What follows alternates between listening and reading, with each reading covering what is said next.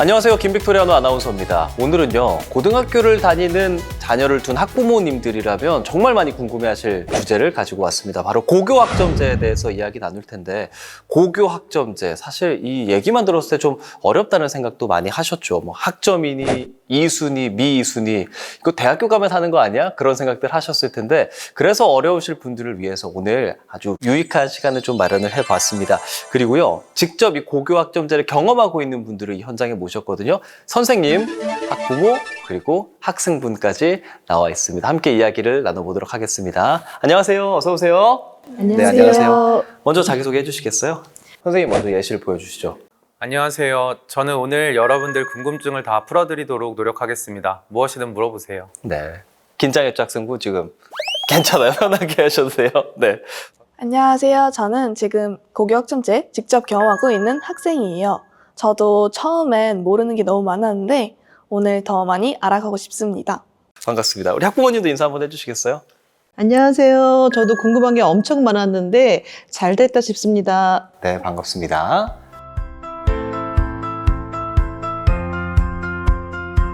자, 그럼 본격적으로 질문을 드릴 텐데 가장 많은 분들이 궁금해하실 만한 거 선생님께 여쭤보려고 합니다. 첫 번째 질문이 될 텐데 고교학점제가 대체 뭔가 이 부분을 먼저 말씀해 주시겠어요?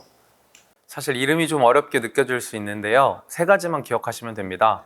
첫째, 과목을 학생이 직접 고를 수 있어요. 예전에는 모든 학생이 똑같은 시간표로 수업을 했잖아요. 이제는 본인의 꿈과 관심사에 맞는 과목을 직접 고를 수 있습니다. 인공지능에 관심이 있으면 인공지능 기초를, 미술을 좋아하면 미술 창작을 선택할 수 있어요. 둘째, 수강한 과목에서 기준을 통과해야 학점이 쌓입니다. 그냥 수업 시간에 앉아만 있다고 학점이 쌓이는 게 아니에요. 출석도 채우고 일정 수준의 성취도를 보여줘야 합니다.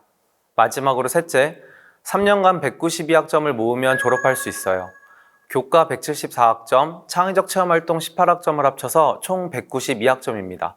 2025년 고1부터 전면 적용하고 있습니다. 192학점, 이게 많은 건가요? 숫자만 보면 엄청 많아 보여서요. 전혀 그렇지 않습니다. 이전 선배들은 204학점이었는데 현재 192학점으로 줄어들었어요. 정상적으로 학교를 다니면 자연스럽게 채워지도록 설계가 돼 있어서 매 학기 출석을 잘하고 수업을 성실히 들으면 충분히 가능합니다. 저도 처음엔 엄청 많다고 생각했는데 막상 학교 다니다 보니까 자연스럽게 쌓이더라고요. 학생이 처음엔 엄청 많다고 생각했는데 쌓인다라고 말씀하셨잖아요. 실제로 뭐 수강 신청도 하고 있을 거고 학교를 다니고 있을 텐데 어때요, 실제로는? 제가 관심 있는 과목을 고를 수 있으니까 수업이 훨씬 재밌게 느껴지더라고요. 물론 처음에 어떤 과목을 들어야 할지 몰라서 선생님이랑 상담을 많이 했어요. 고등학교에는 기초소양과 기본학력을 함양하기 위한 공통과목과 다양한 일반, 진로, 융합 선택 과목이 있습니다. 선생님과 함께 진로와 학업을 설계하고 그에 따른 과목을 선택하는 것이 고교학점제 핵심이라고 할 수 있어요. 그런데 혹시 원하는 과목이 우리 학교에 없으면 어떻게 하나요? 이게 고교학점제의 또 다른 핵심인데요. 배움의 공간이 학교 안에만 머물러 있지 않습니다. 먼저 학교 안에서는 학교에 개설된 다양한 선택 과목을 들을 수 있어요. 또 학교에 개설된 과목이 없으면 2개 이상 학교의 학생이 모여서 수업을 듣는 공동교육과정을 통해서 수업을 들을 수 있습니다. 공동교육과정은 다른 학교에 가서 직접 수업을 듣거나 온라인으로 수업을 듣는 거예요. 방과 후에 진행되기도 하고 일과중에 하기도 합니다. 경기 이음원 학교 또한 온라인 실시간 쌍방향 수업으로 진행합니다. 학교 밖 교육도 있습니다. 고교학점 인정 과목은 지역사회와 연계해서 항공기 일반, 바이오 분석, 기술과 같은 특별한 과목도 고교학점으로 인정받을 수 있어요. 이중학점 인정은 대학에서 개발한 과목을 들으면 고교학점은 물론 나중에 그 대학에 입학하게 되면 학점으로 인정을 받을 수 있는 제도입니다. 그런 제도가 있군요. 대학에서 개발한 과목을 고등학생이 들을 수 있다고요? 네. 심지어 그 대학에 나중에 입학하면 학점으로도 인정이 가능합니다.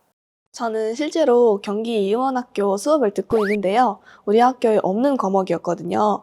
다른 학교 선생님이랑 다른 학교 친구들이랑 같이 들으니까 오히려 더 재미있고 새로운 경험이었어요. 학생이 배우고 싶은 내용을 학교의 경계를 넘어 이어갈 수 있도록 배움의 공간을 넓혀주는 것이 고교학점제의 중요한 특징이라고 할 수 있습니다. 선생님, 고교학점제에서 그러면 성적은 어떻게 표시가 되나요? 고교학점제는 자신의 진로와 적성에 맞는 과목을 선택해서 수업을 듣는 것이 핵심이기 때문에 내가 선택한 과목의 성취 기준을 어느 정도 도달했는가를 A부터 E까지 5단계로 나타냅니다. 즉 90점 이상이면 A, 80점 이상이면 B, 이런 식으로요. 성취도 5단계와 함께 과목 석차에 따른 등급을 5등급으로 함께 표기해요. 성취도 5단계랑 등급을 5단계, 5등급으로 표시를 한다는 건. 근데 그러면 이거 완전 절대평가라고 할 수는 없는 거겠네요. 네, 맞습니다. 절대평가에 따른 성취도 5단계와 상대평가에 따른 5등급을 함께 표기합니다. 또 과목 특성에 따라 표기 방식도 달라집니다. 대부분의 과목은 성취도 5단계와 등급이 함께 표기되고 체육, 예술, 과학, 탐구, 실험 같은 과목은 A, B, C 3단계 그리고 교양 과목은 이수, 미이수로 표기가 되고 있어요. 좋습니다. 그럼 자연스럽게 수능에 대한 궁금증도 좀 생기거든요. 수능도 바뀐다고 들었습니다. 어떻게 바뀌나요?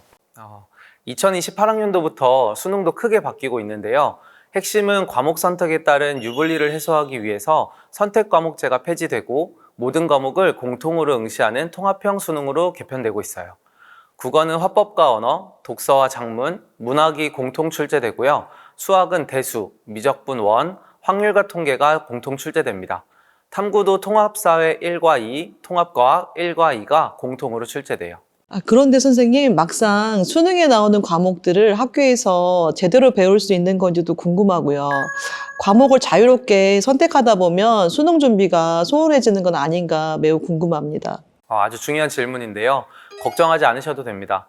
대부분의 학교들이 수능에 출제되는 과목을 교육과정에 우선적으로 편성하고 있어요. 그러다 보니까 학생들이 수능 준비에 불이익이 없도록 학교가 먼저 챙겨주는 구조입니다. 그 위에 추가로 본인이 진로나 관심사에 맞는 과목을 선택해서 듣는 거고요. 그래서 저희 학교 교육과정을 보면 2학년 때 수능에 나오는 화법과 언어, 문학, 대수, 미적분 원 같은 과목들이 고정으로 편성되어 있더라고요. 그냥 짜여진 줄 알았는데 다 이유가 있었네요. 그러면 수능 응시에 필요한 과목은 학교가 기본적으로 편성돼서 챙겨주시는 거고 거기에 아이가 하고 싶은 과목까지 더 들을 수 있는 거네요. 그럼 학교와 선생님들이 정말 많이 고민한 내용이었네요. 그렇네요. 선생님, 학점을 받으려면 정확히 어떤 기준을 채워야 하는지가 궁금합니다. 그러니까 이수 기준이라는 게 있다고 하는데 솔직히 정확히 이게 뭔지 모르겠는 분들도 많거든요. 이게 아주 중요한 부분인데요.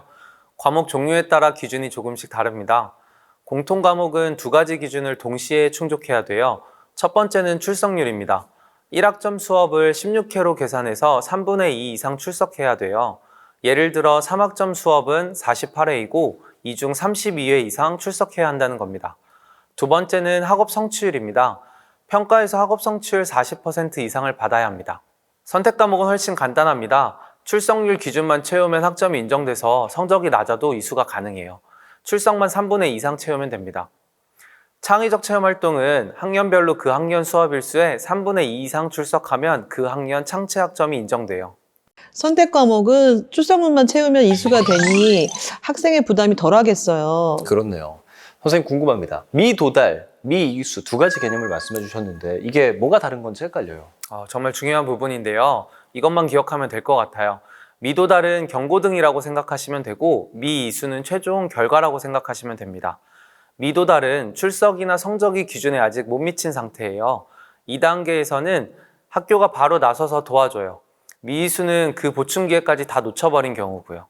그 과목 학점이 최종적으로 인정이 안 되는 거예요. 그럼 미도달이 됐을 때 학교에서 어떻게 도와주시는 건가요? 현재 학교에서는 2단계로 지원하고 있어요. 1단계 예방지도는 학기 중에 이수 기준에 미도달될 것 같은 학생을 미리 파악해서 학교가 먼저 손을 내미는 거예요. 기다리는 게 아니라 찾아가는 거죠. 보충지도는 학기 말이나 방학 때 이수 기준 미도달 확정된 학생을 대상으로 추가 수업을 진행합니다. 4학점 과목 기준으로 최소 12시간 이상 진행되고 이 중 3분의 2 이상 참여하면 학점이 인정돼요. 또 지원 방식도 다양한데요. 온라인 콘텐츠, 대면 수업, 학습 멘토링, 정서 지원 프로그램 등 학생 상황에 맞게 다양하게 운영하고 있습니다. 그런 제도가 있군요. 혼자 버티는 게 아니라 학교가 끝까지 함께 해준다, 손을 내민다라는 표현이 되게 좋더라고요. 네, 그렇죠. 그게 핵심입니다. 고교학점제는 평가만 하는 제도가 아니라 학생이 끝까지 이수할 수 있도록 지원하는 제도입니다. 주변에 예방 지도를 받은 친구들이 있는데요. 미리 시험 대비까지 할 수 있어서 최종적으로 과목을 이수할 수 있었어요. 그렇군요. 그런데 그럼에도 불구하고 최종 미이수할 수도 있잖아요. 그런 방법이 있나요? 네, 있어요. 포기하지 않아도 됩니다. 공통 과목이 미이수됐으면 온라인 콘텐츠로 같은 과목을 다시 이수할 수 있어요. 그걸 우리는 재이수라고 합니다. 공통 수학이나 공통 영어가 어려우면 기본 수학, 기본 영어로 대체 이수도 가능해요. 선택 과목이 미이수 됐으면 온라인 콘텐츠, 공동교육과정, 온라인 학교, 학교 밖 교육으로 미이수 학점만큼 추가 학점을 이수할 수 있습니다. 그럼 미이수가 됐다고 바로 포기할 게 아니라 어떤 방법으로 만회할 수 있는지 선생님이랑 빨리 상담하는 게 중요하겠네요. 아, 선생님, 그럼 미이수한 과목과 다른 과목을 이수해도 되나요? 제게는 아직 어렵게 느껴집니다. 어려울 수 있어요. 공통 과목은 미이수한 과목과 동일한 과목을 재이수하는 것이 원칙이지만 선택 과목은 상황에 따라 미이수한 과목과 다른 과목을 이수할 수 있습니다. 예를 들어서 문학을 미이수했을 때 문학을 재이수할 수 있고요. 학생의 상황에 따라서 문학이 아닌 문학과 영상이라는 과목을 이수해 학점을 채울 수도 있습니다. 재이수라는 기회가 있다는 건 참 좋은 것 같습니다. 하지만 좀 민감할 수 있는 부분이기는 한데 미이수한 과목과 다른 과목으로 재이수할 수 있다고 하셨잖아요. 근데 다른 과목으로 이수를 하면 이게 학생부에는 어떻게 적용이 될까? 특히 학부모님 입장에서는 대입에 불이익이 있지 않을까 걱정이 될 것 같아요. 맞아요. 이건 정말 꼭 알고 싶습니다. 많은 분들이 걱정하시는 부분인 것 같은데 만약 온라인 콘텐츠로 재이수한 경우 학생부 비고란에 온라인 콘텐츠 재이수라고 표기가 되고 미이수 기록은 자동으로 삭제가 되고 있어요. 미이수한 과목이 아닌 다른 과목을 이수했다면 새로 들은 과목의 학점은 인정되지만 원래 미이수 과목의 기록은 남습니다. 미이수 기록을 완전히 지우고 싶다면 재이수가 가장 확실한 방법이에요. 그러니까 포기하지 말고 끝까지 도전해서 학점을 이수해야겠네요. 학교생활이력부에 미이수가 영구적으로 남는 게 아니군요. 정말 다행입니다. 그런데 대입 자체는 그러면 가능한 걸까요? 네, 가능합니다. 미이수 과목이 있다고 해서 수시나 정시 지원 자격이 바로 사라지는 것은 아니고요. 다만 대학 합격 후라도 대학 입학 전까지 졸업 요건인 192학점을 채우지 못하면 입학 자격이 취소될 수 있습니다. 앞서 과거에는 192보다 더 많았는데 이제 192 됐다 그랬잖아요. 근데 그래도 3년 안에 혹시라도 이 학점을 다 못 채울 수도 있을 거란 말이죠. 그럼 어떻게 되는 건가요? 그걸 이제 졸업유예라고 하는데요. 고교 3년 동안 192학점을 취득하지 못하면 졸업 자격이 주어지지 않아요. 그래서 졸업유예가 되더라도 온라인 콘텐츠나 공동교육과정 등으로 부족한 학점을 채울 기회가 충분히 주어집니다. 그럼 결국 학교 생활을 성실하게 하면서 수업을 열심히 듣고 학점을 채우고 관리하는 게 중요하네요. 그렇습니다. 오늘 이 선생님의 설명을 통해서 많은 것들을 좀 알게 됐는데 고교 학점제, 우리 때는 사실 그런 거 없었잖아요. 네. 학생이 원하는 과목을 선택하고 그 선택에 대해서 책임까지 질 수 있게 한다. 이런 개념 자체가 뭔가 성실하게 학습하도록 만드는 게 핵심적이다라는 생각이 듭니다. 네, 맞습니다. 그리고 그 과정을 끝까지 갈 수 있도록 학교가 돕고 있어요. 무슨 일이든 알면 쉽고 아는 만큼 더 잘 이용할 수 있다고 생각해요. 오늘 제가 드린 말씀이 고교 학점제를 알아가는 첫걸음이 됐으면 좋겠습니다. 고교 학점제라고 하면 되게 어렵게만 느껴지고 좀 두렵다라고 생각했던 제도인데 막상 이야기를 들어보니까 오히려 학생이 하고 싶은 걸 할 수 있도록 돕고 학교가 끝까지 포기하지 않도록 도와주는 그런 좋은 제도라는 생각이 들었습니다. 맞아요. 포기하지 않으면 기회는 항상 있다는 거잖아요. 저는 고교 학점제 덕분에 제가 진짜 좋아하는 과목을 처음으로 골라봤어요. 공부가 조금 더 내 이야기처럼 느껴지더라고요. 처음엔 걱정이 정말 컸는데 학교가 이렇게까지 지원을 해주신다는 걸 알고 나니까 우리 아이를 좀 더 믿고 응원해 줄 수 있을 것 같습니다. 다행이네요. 고교 학점제는 모든 학생이 같은 길을 가도록 만드는 제도가 아니라 각자의 가능성을 존중하며 그 성장을 끝까지 돕는 제도입니다. 경기도 교육청도 함께 하겠습니다. 자, 그럼 마지막으로 우리가 다 함께 활기차게 외치면서 좀 끝내보도록 하겠습니다. 나의 배움, 나의 선택, 나의 성장. 경기 고교 학점제!